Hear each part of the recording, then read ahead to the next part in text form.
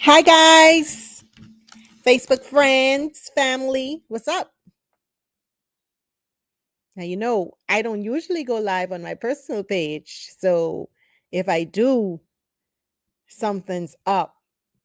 But this is a great eavesdrop. So, those of you who have missed eavesdrop, please hop on and hear what you need to be eavesdropping on in this season.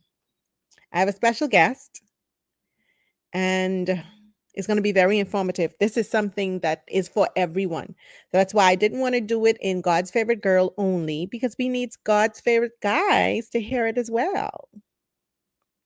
So I'm going to give you a few seconds to hop on there. When you get in, share for me. Share, share, share. Let me see what's popping on Facebook.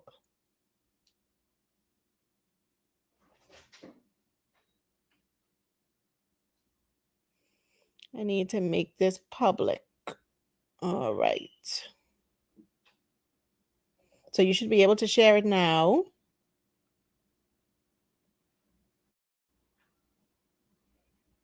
Come on in the room.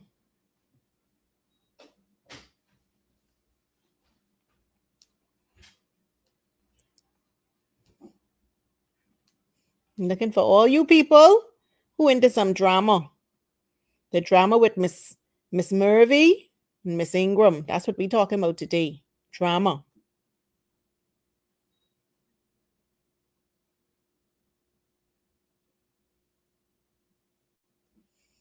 I think we're also live on GFG. No. Where are we live? On EeezDrop?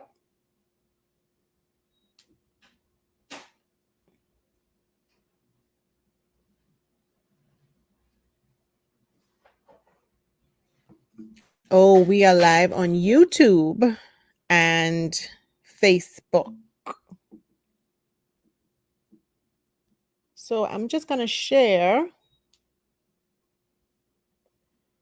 to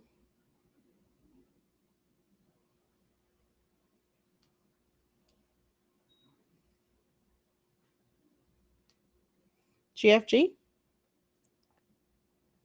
So come on, friends, help me share. And we are going to get right into it because I know we all on a lunch break and we got things to do, right? So I have a special guest all the way from Florida, but he is no guest to the Bahamas because he's a full Bahamian. And I know you've heard me post and talk about the power of a trust. I didn't say trust issues. We're not talking about infidelity. We're talking about a document. A trust is a document that holds and manages assets. That's what we're talking about today. And I think it was a perfect time for us to have this conversation and bring light to it because of what's happening in society today. The drama with Miss Murvey and Miss Philly and Miss Ingrid, it has us in total hysteria.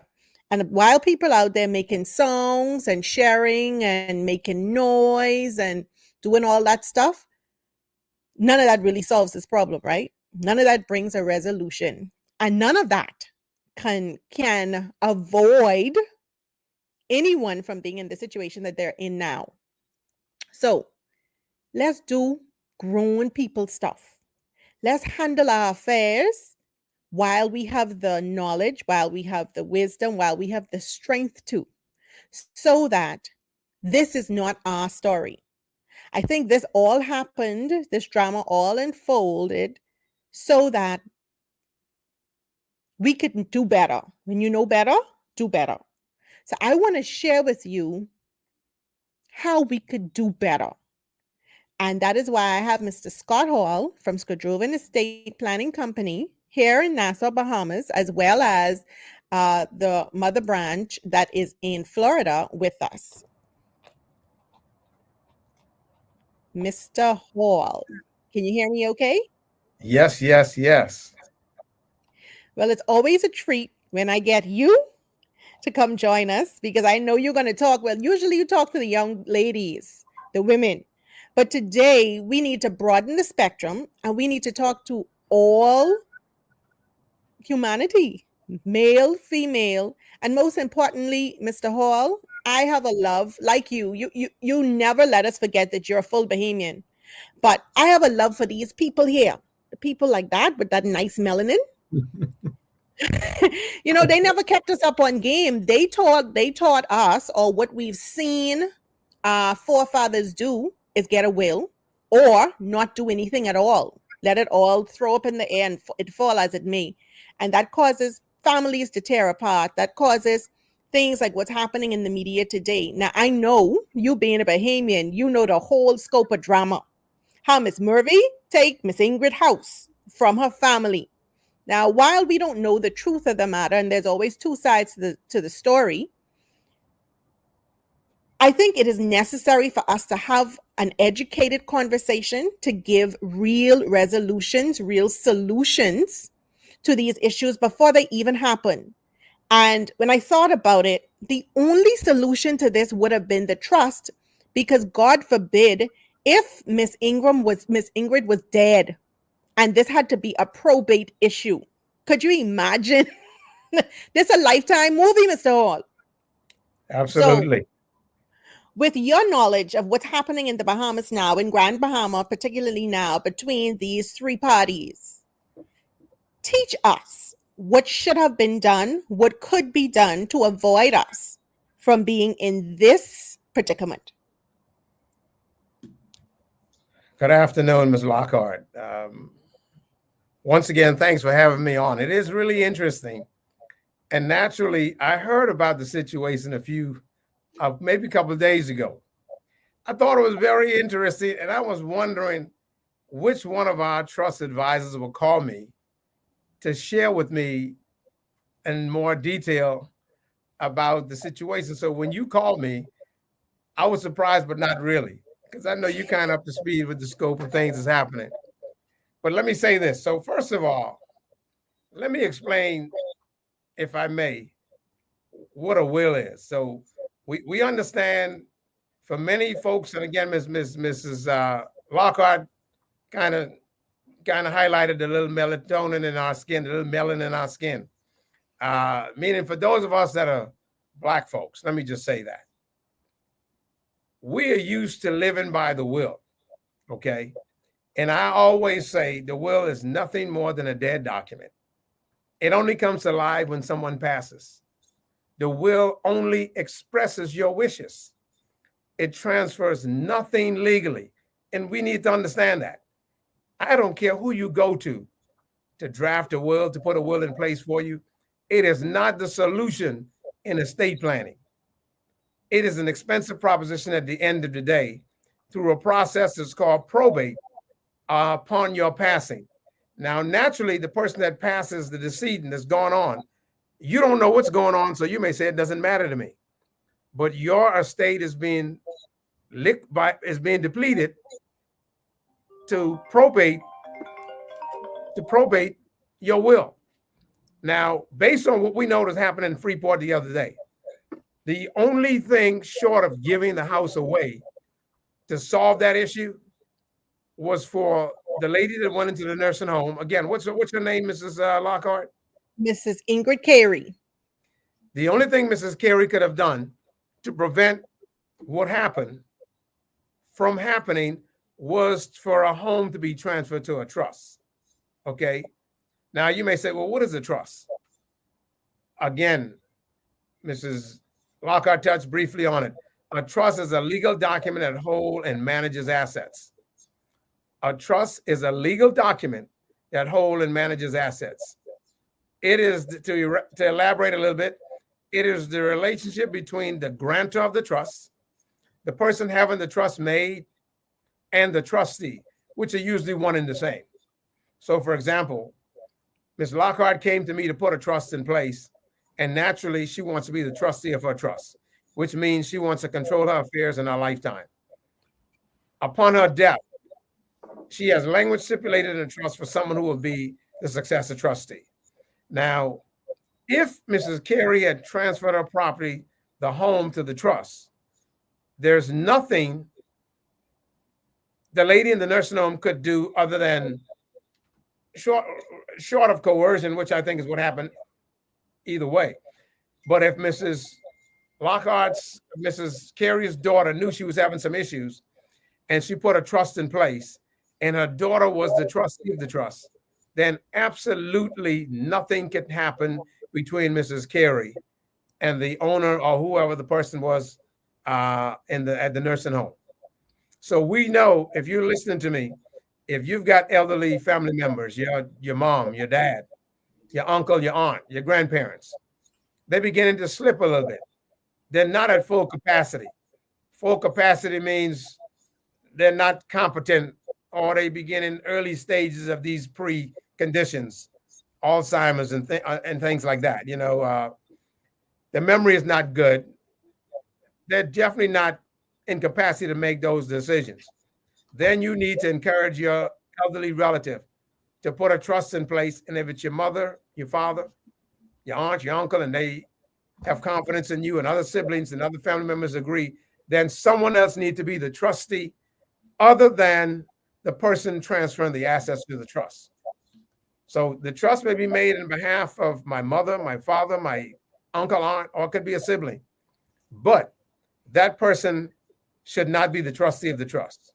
Therefore, if Mrs. Carey goes into Mr. Johnson's nursing home, Mr. Johnson realized there's no one coming around to visit her. She's got no family members. He begins to question her to find out, what do you own, Mrs. Carey? What kind of assets do you have? Oh, I've got an account down at Scotiabank. It's got $100,000 in it. Oh, I've got some property over here in Baintown. I got some property on West Bay Street. It overlooks the water. And he begins to question, oh, do you own the property free and clear? Oh, yeah, I don't have no mortgage. I paid that off. I paid the mortgage 30 years ago. In his mind, now he's thinking, okay, no one's coming to visit. No one seemed to care about her. Now she's going to die. This asset is going to be out there sitting. So he's got his little conniving ways, and he decides, well, let me get some papers drafted up, and you can just nicely give it to me. And it happens. Now, so when he attempts to do that, and Mrs. Carey may sign these documents, when he goes to the registrar or wherever he's going to record these documents, he realizes, oh, wait a minute. Someone at the registrar informs him, well, the person who's transferring the document to you don't own the document. Uh-oh. Now we've got problems. So now that's the trickery and deceit stops right there. Okay? Because the person in the nursing home does not have the authority, and they're not in capacity to be able to give you that property. So, Mr. Hall, what I need to do, right, is bring my people up on speed and give them a 2-minute lesson of what you've been teaching me for the past 3 years, right? So what they don't understand is the trust. The trust is a document that holds and manages assets. The trust owns your assets, and you are the owner of the trust. So it separates you from ownership, yet you still have the benefit of the owner because only you own the trust. So people sometimes feel, oh, well, I'm giving away my property. Well, you are giving it away to protect it. So that, like Miss Murphy, she can get someone to create some documents and turn it over in her name. Now, the difference between the will and the trust, because people say, oh, well, you could do this stuff in your will. The scary part of this, Mr. Hall, is if Miss Ingrid was dead and that young lady had to go through probate and fight. Well, no, she didn't have to go through probate because now the lady owns the property. Isn't that right? Probate has been avoided because the property is not owned by her deceased mother. Wow. So see, here's the thing. We use sometimes the phrase once, ONCE, own nothing, control everything. So when you transfer your assets to the trust, as the grantor, the maker, or the truster of the trust, it all means the same thing. Those words are used interchangeably. The grantor, the maker, the trustor. That's the person having the trust put in place. That is the person the trust is being made on their behalf. When you do that, you also now the trustee of the trust. So you still control everything. You are the trustee of the trust. The asset is out of your name. Okay? God forbid if something happened to you when that time comes. I know, listen, we all want to live a long time. We want to live to be old and gray. And sometimes this may be a little funny, but old and gray for our family members to beat us up and take advantage of us. Depends on us and things like that. Now, if you live long enough, it's going to happen. It's okay if you got people that love you and they're caring for you. All right. Your assets are out of your name, but it's in the trust for those that you desire to receive your assets, your stuff. Okay. The trust is the only thing that's going to ensure that happens. You may say, well, why don't I just put it in their names now while they're alive and I'm alive? Let me just go ahead and give it to them now. I'm not going to pay to put a trust in place. Well, I'm glad you asked that question. Why not? Okay.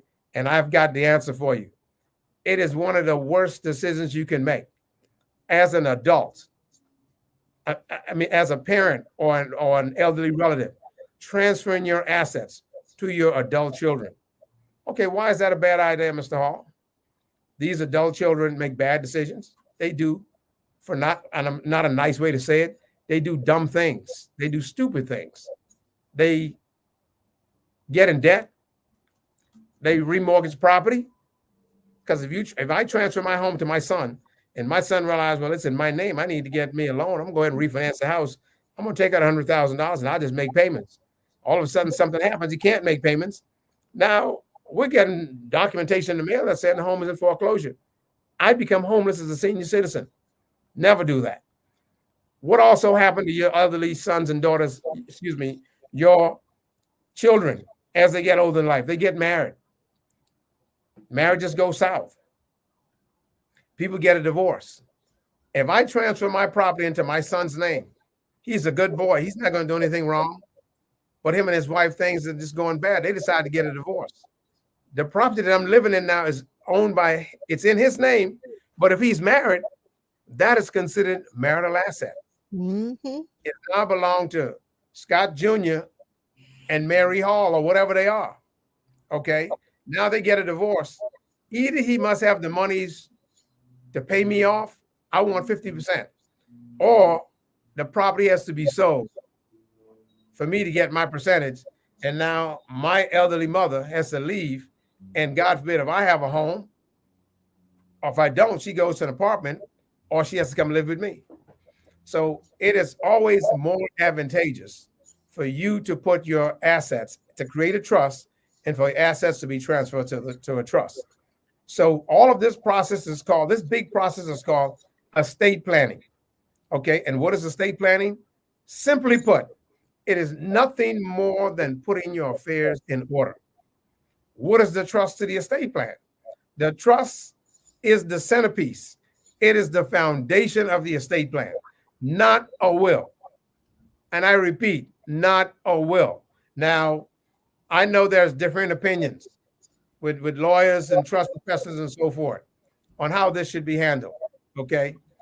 I want to live life knowing that if something happened to me, I know who's going to get my house in the mountains, my house in the valley, my house on the ocean, my house on the lake. I know who's going to get my boat, whatever it is that I have. The only thing that ensures that is the trust. And Ms. Lockhart, if I might add, most of us that put a trust in place, it is going to be irrevocable trust. Mm-hmm. It is a trust that can be changed. You can make amendments. If you want to cut out one of your kids because they're knucklehead, they want to do bad things, you can cut them out. If you want to reduce what you desired to give them initially, you can change that. That's called an amendment. Now, upon your death, the trust becomes irrevocable. That means nothing in the trust that you stipulated in life can be changed. Okay? Nothing that you stipulated in life can be changed. Again, if Mrs. Carey had a trust and her daughter was the trustee of that trust, the woman, whoever she is, that connived, or whatever you want to call it, schemed to have the home transferred to her name, that would have never happened, because the daughter would have been notified that a mom is trying to sign documents to transfer the properties to someone else, and the mom is not the owner of the property. Now, I know I'm saying a lot, and Inky, is going to be up to you when these folks start calling you and bothering you. You've got to kind of make sense to them and qualify some of the things that I'm saying. Well, Mr. Hall, you made sure that we're prepared to handle these types of questions and these types of situations. So thank you so much for that. But I have a question for you. Would you happen to have a trust a prepared document on your desk that you can show us so that they can see these are not just loose papers that anyone can take out, change, put in what they want to. And we've explained why it's so important for the elderly to have it. And what we have seen, Mr. Hall, is an uprise in adult children paying for the trust for their parents, the elderly ones. Why? Because they understand the horrors of probate. So when you have to go through probate court, you're coming up with so much money to pay an attorney, and you have to depend on a judge's good will, I guess, to agree with what your parents said that they think you should have. And God forbid if a debtor was to rise up and say, hey, well, John Kerry, he owed me money from 1900 and he never paid me back.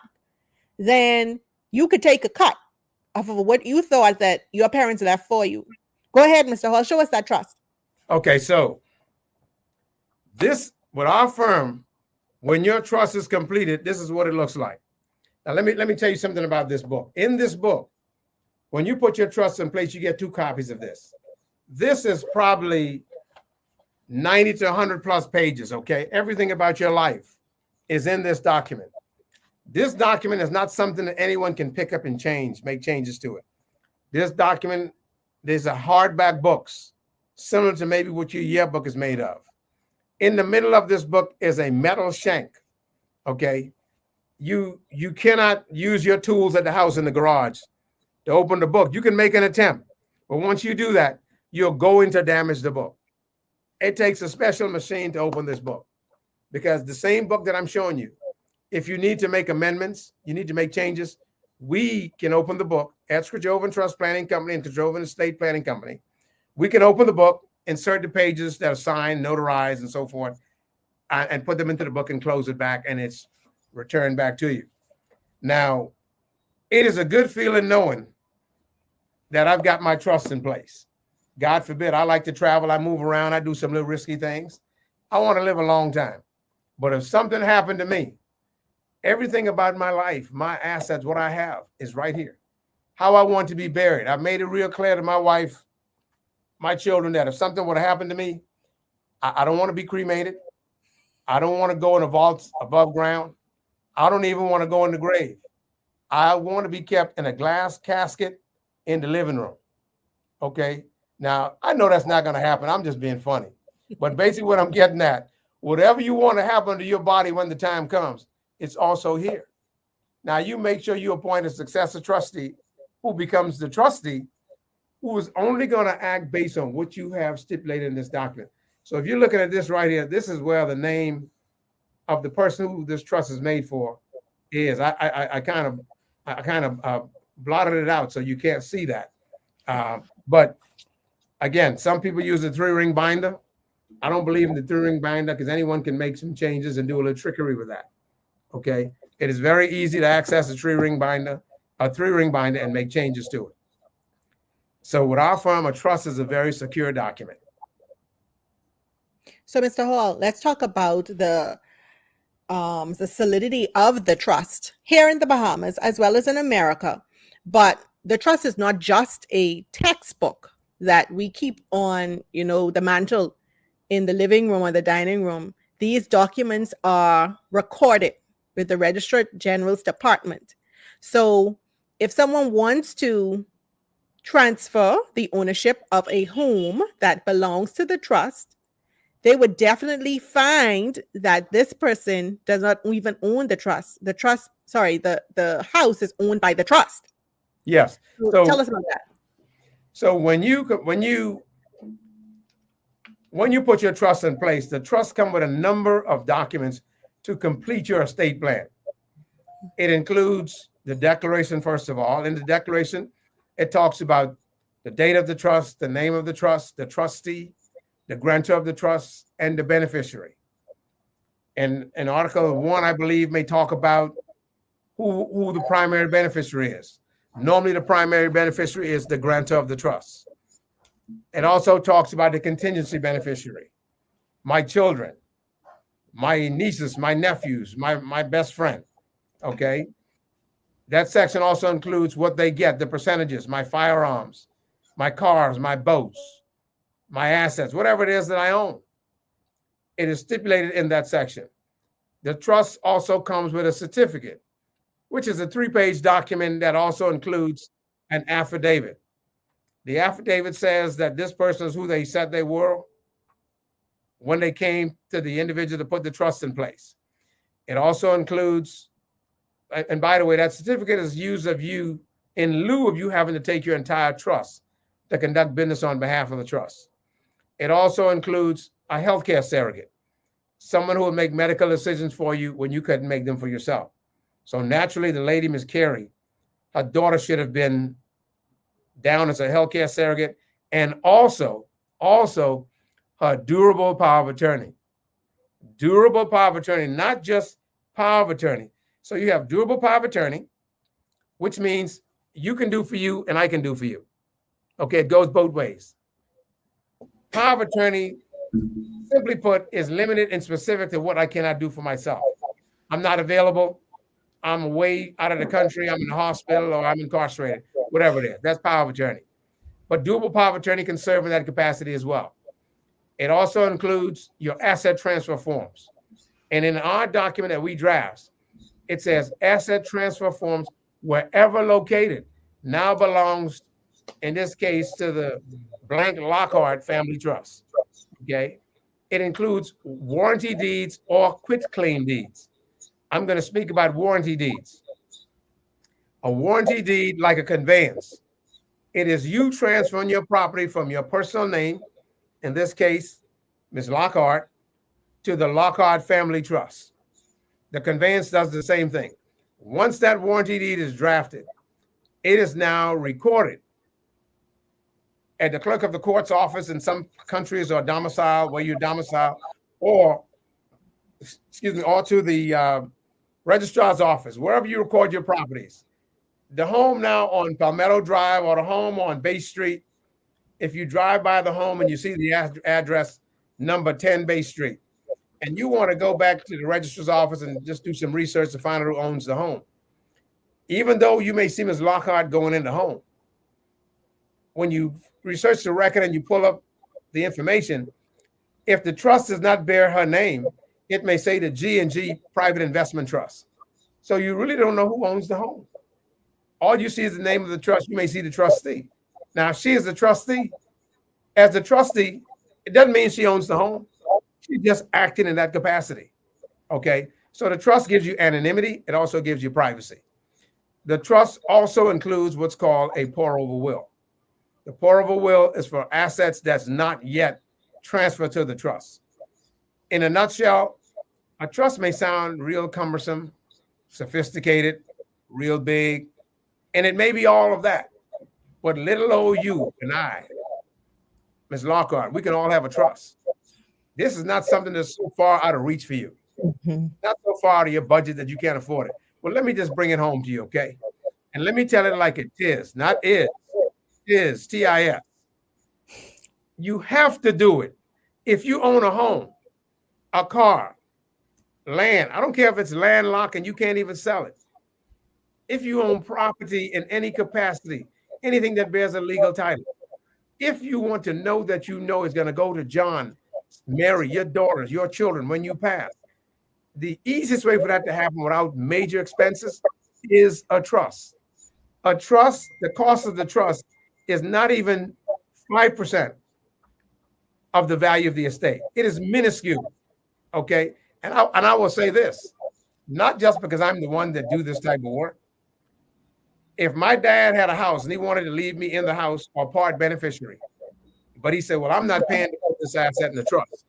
I'm going to go to the other beneficiaries and say, listen, Daddy doesn't want to do this, but we know this is the best thing for us to do.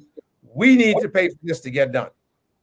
Because as Daddy gets older, we better pray one of us is around, that we are around, because we don't want a situation to repeat as to what happened in Freeport. Now, we don't have all the facts. So at this point right now, legally, I'm going to say it is alleged.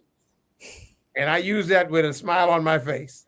It is alleged that Mrs. So-and-so got Mrs. Carey to sign these documents to put the property into her name. That's right now, that's only an allegation. The court of law is going to have to prove, is going to gather the facts, and they're going to rule on that. And I know in the Bahamas, I can imagine the storylines because one of the stories I've gotten is a little different than what I heard this morning. So there are all kinds of stories out there. Let's let the courts give the final say so. It's okay to have our opinion. And I understand some of you are making songs and things like that, got little riddles going, little rhymes and all that. But Inky, to avoid all that, don't be one lined up to be talked about as in similar fashion. Do the right thing. For those of you listening to me, Ms. Inky, what she's giving you today, I can't even put value on it. Okay, to get this information for free, I'm in the business of collecting fees. I like to collect fees. I like to get paid, but you got me for free today. Tomorrow, I don't know what the cost may be.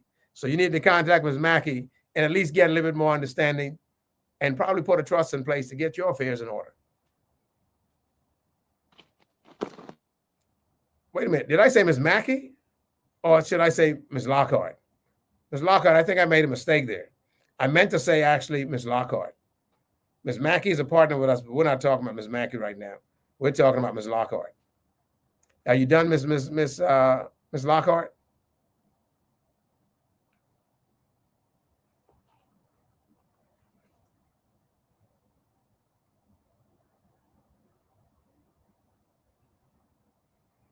Mr. Hall, I can see you, but I can't hear you, and one device went down.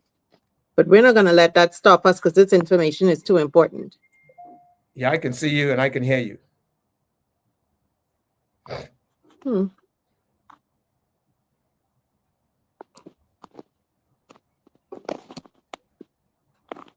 Can you hear me, Mr. Hall? Loud and clear. Wow, loud and clear. Well, I'm going to read your lips. The other thing that I wanted to touch on, though, thank you. The other thing I wanted to touch on, though, is you have already covered the dual power of attorney. You have covered the healthcare surrogate. These are the things that the will does not cover. I think what's important for us to note is how this will versus trust work. And I've spoken to a lot of Bahamians, and they've all said, well, I don't have anyone to contest the will. I'm the only child. Nothing's going to happen. We don't even understand how these the after effect of the wills. So they tell us to, go and put your affairs in order and get yourself a will, but they don't tell us the whole story. What's going to happen next? You must go through probate regardless if you're the only person that you're the only inheritor. You must go through probate even if your family didn't leave a will, which is the scary part. Mr. Hall, explain to us how the trust works that helps us to avoid having to see an attorney, having to sit before a judge, having to relinquish our control and depend on the judge to side with us, for lack of a better term, in what we know our parents' wishes would have been. Okay, so let me say this. If you die without a will, it's called dying intestate. Dying intestate. It doesn't mean the state gets your stuff. It means there's no basis to begin. So now everybody is showing up and there are challenges from everywhere.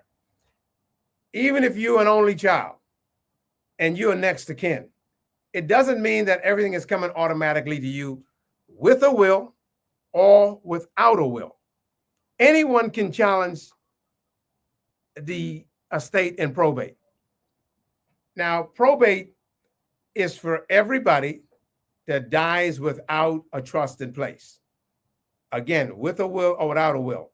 And I've said earlier, having a will is nothing more than expressing your wishes. It transfers nothing legally. In order for one to receive your assets upon your death when you die, with a will or without a will, you have to go to probate court.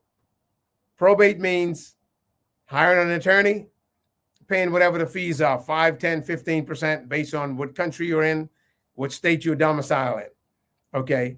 All the fees has to be paid before the assets are distributed. So before you inherit anything, the judge wants the estate costs to be settled. Now, if you're my friend and you die with a will, and let's just say you didn't owe me, or let's just say you owed me $20,000, but I want to be a little dishonest and I say, well, you owed me actually 50,000. I may even have some documents that said, you signed the document, and the signature may be legitimate. But for some reason, we were such good friends. You trusted me, I trust you, and you sign a blank document. Now I fill in $50,000 and it's dated appropriately. I'm going to hire my lawyer and I'm going to make a claim against your estate. And I'm going to get my $50,000 if the estate has proceeds for me to get that. I will get my monies before you get yours. All the debts and expenses are settled in probate court before the assets are distributed, before things are disseminated. But if I owe Ms. Lockhart $50,000 legitimately, okay, but I did all of this before I put a trust in place. Now I put a trust in place, still owing her $50,000. That debt was done in my personal name. All of my assets are in my trust. And this is not something I would intentionally do. But if I transfer all my assets to the trust and I die, Miss Inky is left out holding the bag. She's left in the cold. Because Mr. Hall, can I jump in there? Sure. Do you know that that's a true life story? So I hired a lawyer to do some work for me, and he was supposed to pay me back because he didn't do the work.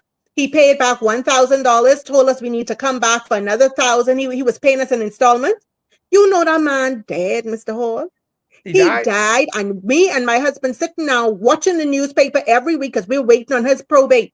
Until I heard someone else saying that he did the same thing to them, and that he owed them money and they were waiting on the probate too.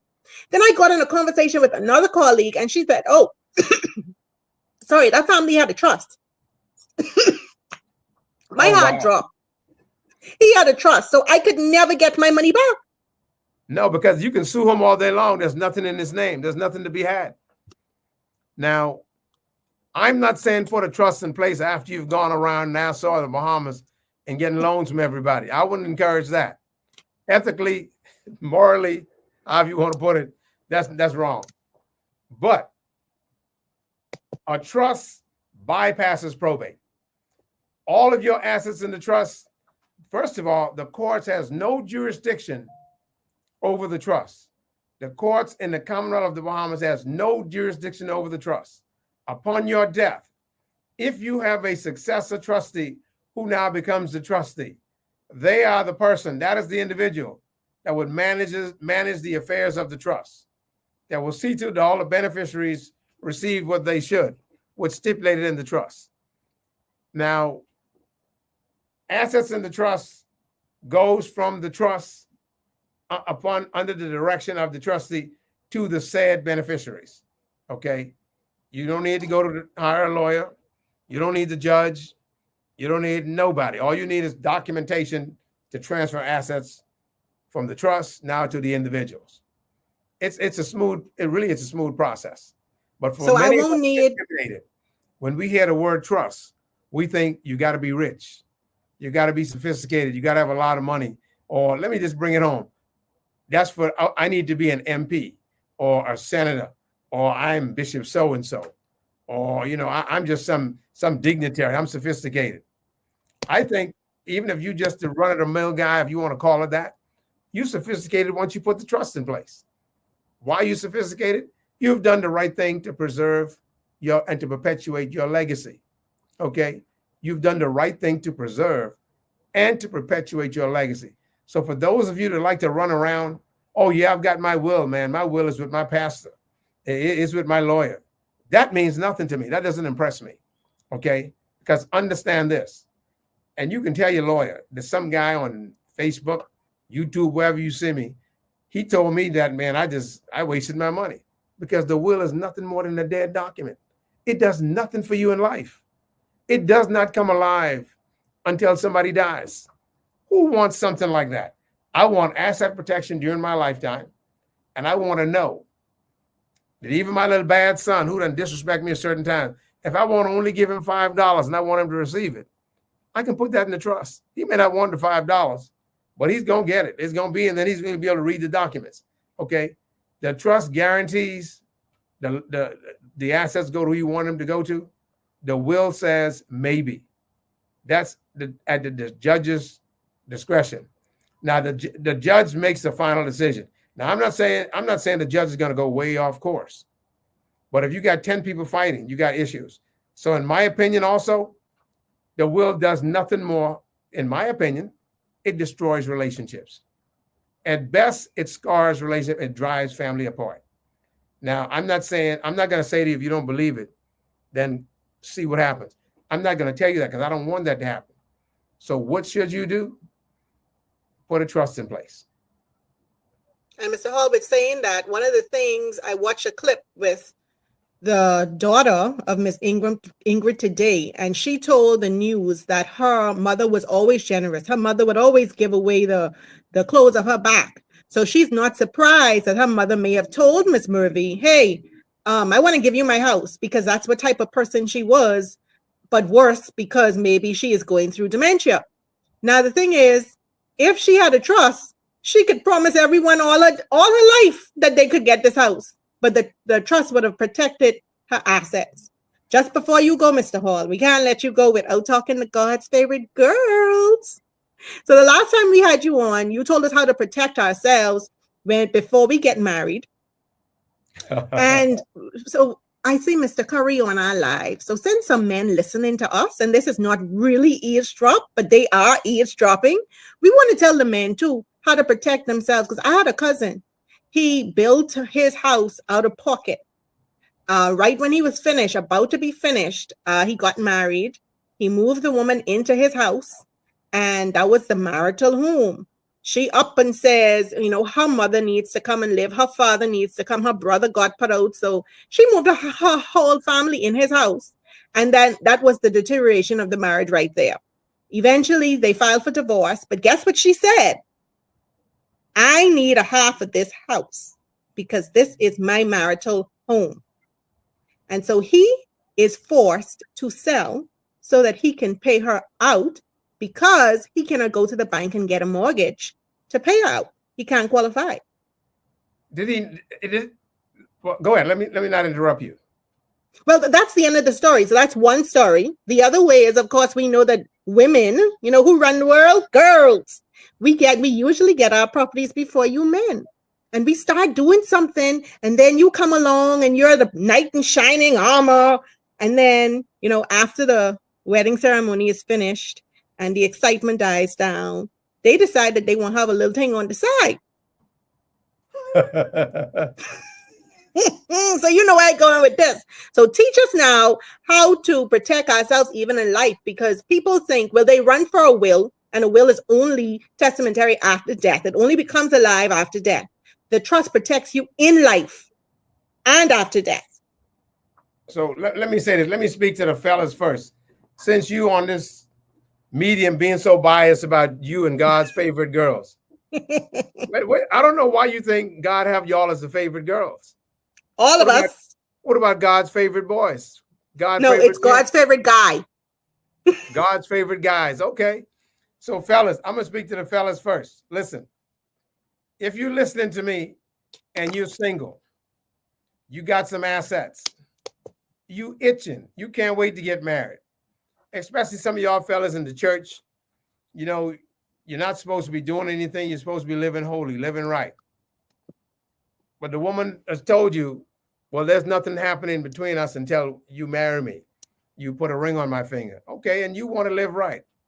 Now, you may be in your mid-40s, maybe in your 50s, you may be 70. You may be one of those bishops and the wife died, and now you want to marry Sister Sue that used to sit on the front row of the church, and y'all might have been looking at each other when you weren't supposed to. But now you got a lot of assets. You got some children that want to get your assets if something happened to you. Let me say this to you. You don't need to present Sister Sue with a prenuptial agreement, because immediately just the sound of the prenuptial agreement, it's saying if, okay, that's the conjunct. This may not work. If this doesn't work, you keep what you came with, and I keep what I came with. You can bypass all that, and you can forgo all that, and you can act. Matter of fact, you can act a little naive and vulnerable. So what you do, you come see me, or you talk to Ms. Lockhart, and she'll direct you to see me, and you say, I heard this trust can serve as my prenuptial. It can substitute the prenuptial. It tells me I don't need the prenuptial. I transfer all of my assets to the trust, and to the woman that may just be looking at me just because of what she think I have, my stuff, my fancy house in West Bay Street, my fancy house in the East on Yamacraw Beach, or wherever you have it. She said, well, I know I'm going to live in this house with him. Okay, that's fine. That's true. Now, you transfer your house in the trust, the cars in the trust. You make the trust the owner of your bank accounts. You make the trust the owner of your boat, your properties in Cat Island, Exuma. You got a vacation home in Florida. You make the trust the owner of everything, absolutely everything. And you continue to date her, and you don't discuss nothing. But you let her know, well, listen, honey, if we get married, I'm going to take care of you. Now, you wait. Now, as a man, that's how we need to do it as men. We wait until after we've gotten married, and we say, listen, I'm going to take care of you as long as we're married. Now, but I just want you to know something happened to me. Oh, I have a trust in place. So you act oblivious. You like, wow. All of a sudden, yeah, I have a trust in place. If something happened to me, oh, these things in place for my children. My son, my daughter, my grandchildren from my previous relationship. Now, if the woman is what we call a gold digger, or she's interested in your stuff, she's going to be like, oh, really? So what about me? Well, honey, no. I'm going to take care of you, honey. Whatever we amass together as a couple, that's marital asset. But this house we living in, I don't own this house. Well, honey, who owns the house? Well, the trust owns the home. And you just end that right there. Now, you got to be smart enough, smooth enough to just change the conversation. Maybe talk about dinner or something. What we're going to eat tonight. What we're going to do after dinner. You got to be real smooth. Else she gonna beat you down until you change that trust. Don't have no pillow talk at night talking about the trust. Because some of y'all are weak. And y'all will give in to get whatever little action y'all want. Y'all start making changes to the trust, promising to make changes to the trust. Now, as I said that to the men. Now we know in divorce, women tend to get the short end of the deal. Now I love my sisters, and I hate to see women getting taken advantage of. I don't like a woman taking advantage of a man or using a man, a weak man. So women, let me say this to you. Y'all love real strong. Y'all love real strong. And y'all want to give everything to the fella before you get married, and certainly after you get married. Some of y'all who say y'all saved, sanctified, filled with the Holy Ghost, all of a sudden, the Holy Ghost goes around the corner when y'all want to act like y'all weak and y'all making mistakes. Which y'all not making no mistakes. Y'all know exactly what y'all are trying to do to tie these fellas down. Okay? And after you done tease the fella a little bit, then all of a sudden you say, well, I'm really saved and I'm supposed to live right. I don't want to do that no more. And I'm God's favorite girl. I'm a part of that organization too. I really can't live like that. I want to keep my testimony. Okay, that's fine. Well, let me say this to you. Now I'm going to give you some advice. You don't need, because you the permanent secretary over here, you the CFO of this company, you an accountant, you CPA, you got some assets, you may even be a member of parliament. You got a lot of stuff going on, but you don't have love. You want to get married. You like the house that you live in. You don't want to live in his house because this house is not in the nicest neighborhood. It's not conducive for your style. So, honey, you can come live with me. And then being a man, you say, well, honey, okay, that's fine. You got the nice house. We can put my house on rent or we can sell it. But I'm going to come live with you because I'm going to pay all the bills anyway. Okay, she's smiling all the way to the bank once you say that. But now I'm encouraging the women. You got to do this. You must. Before you let that man spend a night in your house as a married man, you must transfer your assets to the trust. Because once you get married, that house becomes his homestead, especially if you are in any states in America. If you get married, the primary residence becomes your homestead. That's the marital home now. And he will have access to that home. And God forbid, if you die before him, he can remarry and move his new spouse into that home and live there until he dies, unless there's some legal issues in place, like a life estate that allows him to live there until he passes, and then it comes back to your side. So, ladies, if you're listening to me, I'm saying a lot, and you don't understand, you can reach out to Miss Lockhart, and you can reach out to me, but she can get you in touch with me. But you must put a trust in place to protect what you have before you get married. After you get married, you're stuck. Okay, before you get married. Now, for those of you I think Mr. Lockhart mentioned something about the side lady or something like that. I know they got a name for it. They call it in the Bahamas. If I'm not mistaken, I think it's called the sweetheart, right? The Bahamian man and the sweetheart. Now, what I've learned lately with some of my Bahamian female clients, they have sweethearts also, but they don't like to talk about that. But fellas, if you have a sweetheart, and I'm not encouraging this, fellas, if you have a sweetheart, you need to stop it. That's all I'm going to tell you. Good. Come ain't back. nothing else I can tell you, because the sweetheart is going to cause you some problems. The sweetheart is going to cause you some problems. Now, you can just change the name that you call the sweetheart. Just call her something else. No, I'm just kidding. I'm just kidding. If you got a sweetheart, fellas, you need to cut it out, man. Cut it out. Be faithful to that woman. Y'all live life and just have a good time together, and just pray for God to bless y'all, and you have a good legacy you leave into your children. You don't want your legacy to be that I was a rolling stone. I got 20 kids. I got 15 kids. I got 11. You know, there are a lot of men out there right now that have died in the Bahamas. Their legacy is, I was the father of many. No, I might have fathered many, but I wasn't a father to many. Understand the difference. Anyone can drop a seed. Dropping a seed is just an initial physical interaction between the opposite sex. But when that child comes into this world, now you must be a father. Okay. You can also perpetuate your legacy in the trust. Now, that's another topic. Okay. Perpetuating your legacy in the trust. All right. So I'm going to stop for a second. But let me just say this. Now, I know we talked about, we like to quote this scripture, a lot of us, and children like to quote this scripture too. The daddy, you know, in the Bible, it says a good father leaves inheritance to his children's children. So they're looking for their inheritance, their stuff. Now, you know, you can perpetuate whatever you want your kids to have in the trust. Some time ago, we talked with my dad about a trust years ago before he really wanted to do that. And my dad started telling us that we all are grown, you know, you can do for yourself. But at some point he got the pitch and he decided to put a trust in place.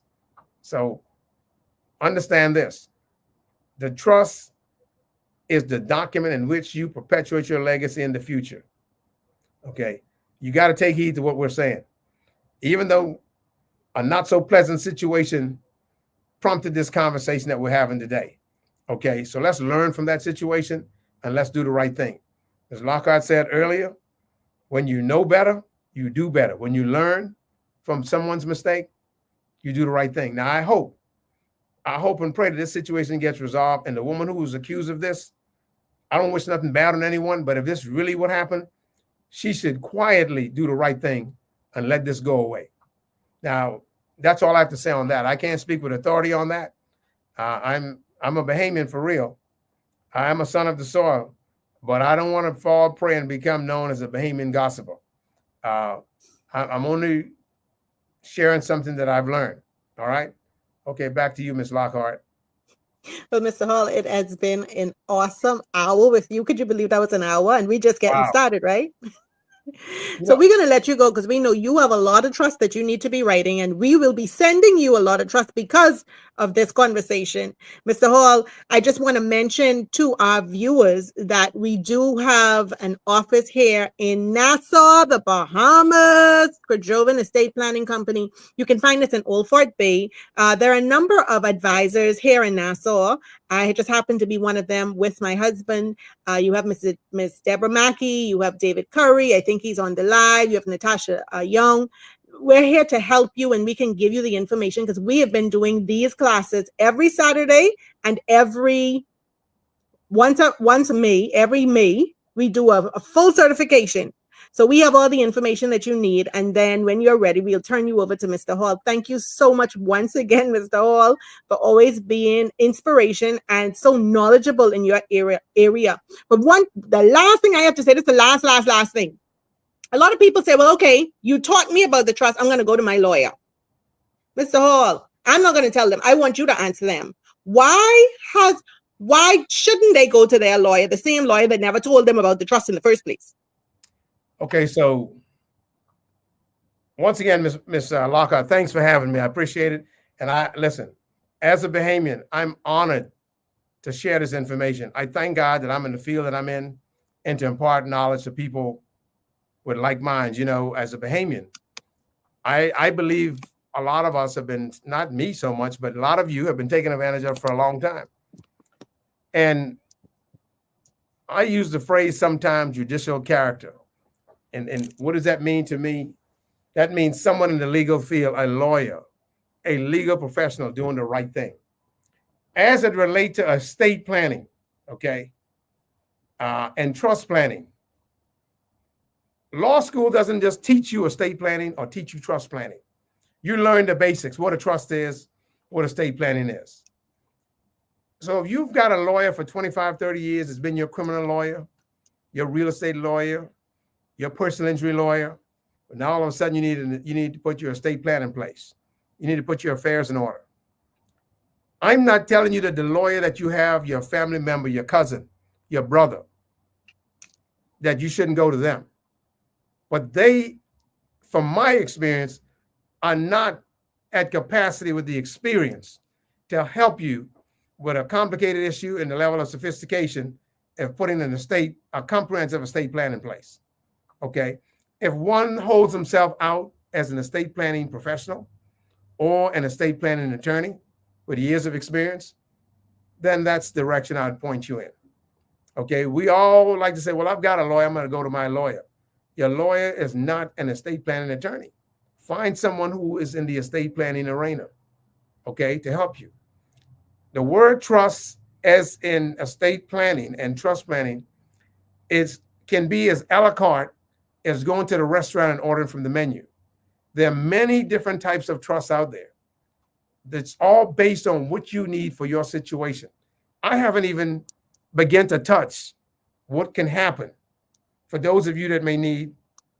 I don't want to get back into it, Inky, but I will say this. For those of you that may need a QPRT, a qualified personal residence trust, okay?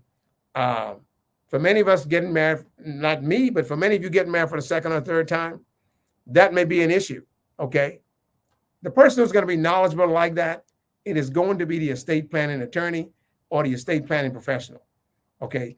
I'm not hitting lawyers, judicial professionals. I'm not beating them up. Even they should advise you. Listen, this is not my cup of tea. I can refer you to my colleague or my friend. This is what he does. This is his area of expertise. Go to the person who holds himself out as an estate planning professional. Okay. Thank you very much, Mr. Hall. It was wonderful again having you. I am going to jump back on the line because somebody said, what is the difference between a will and a trust? And I know I can handle that myself. So I'm going to leave you with the many degrees to do the hard work that we need you to do. Thank you, All Mr. right. Hall. Thank you guys for hopping on. Please share the live. And I'm going to be right back to explain the difference between a will and a trust. And let me say this before I go. Listen, the only thing I want from you today for doing this show, it's just real simple. There's a good friend coming to the U.S. next week. 2 crack conch, an order of conch fritters, and I'm gonna give a plug to the place called Lone Conch, Lone. They're the best. I'm telling you.